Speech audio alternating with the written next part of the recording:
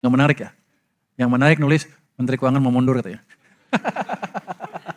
Ini menunjukkan domestic demand yang kuat dan juga to some extent menggambarkan daya beli masyarakat yang masih kuat.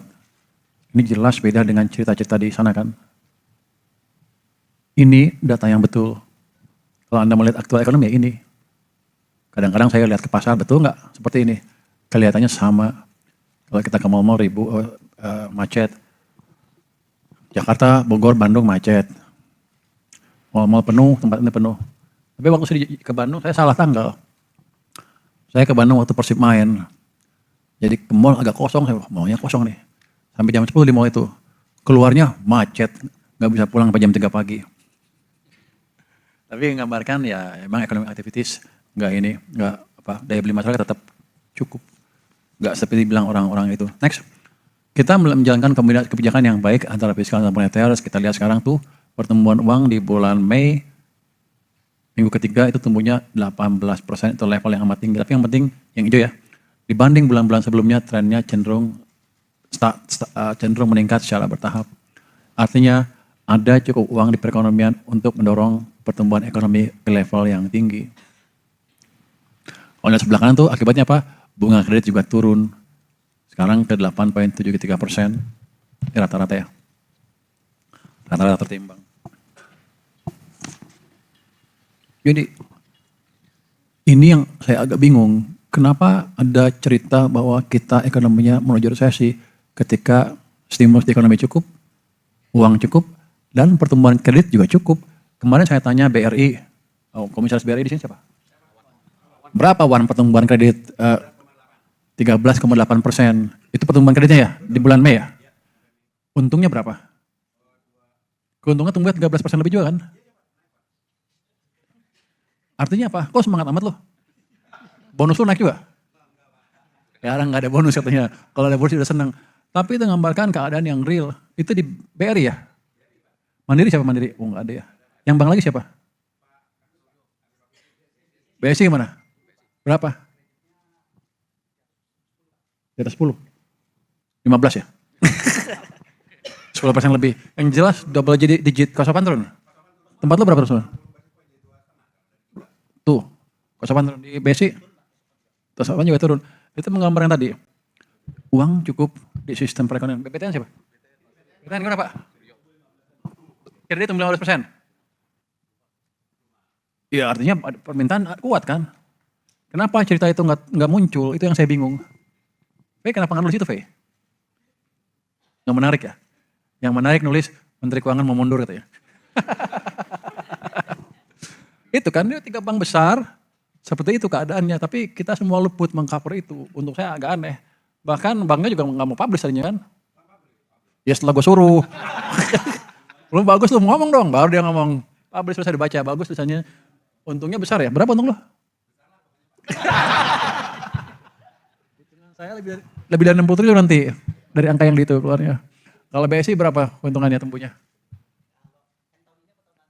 Yang sekarang 2%, 2 triliun. Oh my. Ya makanya kali 4 kan 60. 23 lu, kali 4 80 lu. Oh. Dia takut di ini. Takut gue naikin pajaknya. BTN berapa Mas? 2 triliun. Tumbuhnya kencang tapi kan dibanding tahun.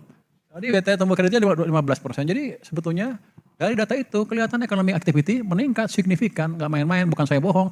Angka PDB bagus, itu untuk double check. Gitu caranya ekonomi melihat data secara agregat. Saya juga takut saya salah kan. Kenapa? Saya takut saya salah baca sehingga saya terlambat memberi insentif ke perekonomian. Jadi kepentingan saya melihat data yang akurat. Bukan data yang abal-abal. Oke, next. Ini kita lihat asumsi ekonomi makro dibanding ininya. Realisasi dibanding ininya. Pertumbuhan ekonomi 5,4, terakhir 5,61, inflasi 2,5, 3,08 ya. Itu sampai Mei plus minus 1 ini BI ya. Rupiah sampai sekarang adalah year to date 17,057. Itu aktualnya rata-rata ya. APB-nya 16.500. Ini yang jadi pertanyaan orang kan. Kenapa kalau rupiah melemah APB-nya udah dikoreksi terus dong? Enggak, waktu kita eksersis sebelumnya yang waktu eksersis harga BBM itu rupiahnya sudah di level yang cukup tinggi. Jadi saya tahu harus adjust lagi apa enggak. Dengan level yang sekarang saya masih belum harus adjust. Terus yield SBN 10 tahun di 6,9, sekarang berapa? 6,67, and periodnya rata-ratanya 6,48. Wah, Pak Minto untung ya? Untung Pak Minto mana? Yield 10 tahun gimana sekarang? Berapa? 6,8. Prim, nggak bisa begitu Prim? Sebelumnya berapa? Ah, ini lemah, signifikan, naik signifikan. Oh, kemarin berapa? Sebelumnya? Naik 10 basis point ya? Itu kalau itu emang ada tekanan, tapi masih relatif terkendali, hanya 10 basis point, nggak semenakutkan pasar saham kita ya. Jadi Pak Minto dan Pak Prima cukup berhasil menjaga stabilitas bond market kita. Harga minyak mentah sampai sekarang masih 91,9 ya. Kan kita udah hitung dengan asumsi $100 sepanjang tahun. Jadi kalau kata Pak Swa, kalau dari sini sampai akhir tahun rata-rata $100, di sini baru 95-an. Jadi saya nggak usah ngerubah apa-apa di perhitungan yang sebelumnya karena sudah kita asumsikan $100 per barrel. Lifting minyak lebih rendah, udah setengah tahun ya. Jadi udah bagus, jadi udah kita hitung.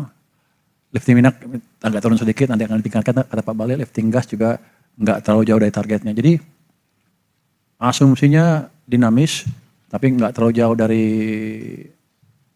hitungan yang kita punya sekarang yang terakhir ya. Next.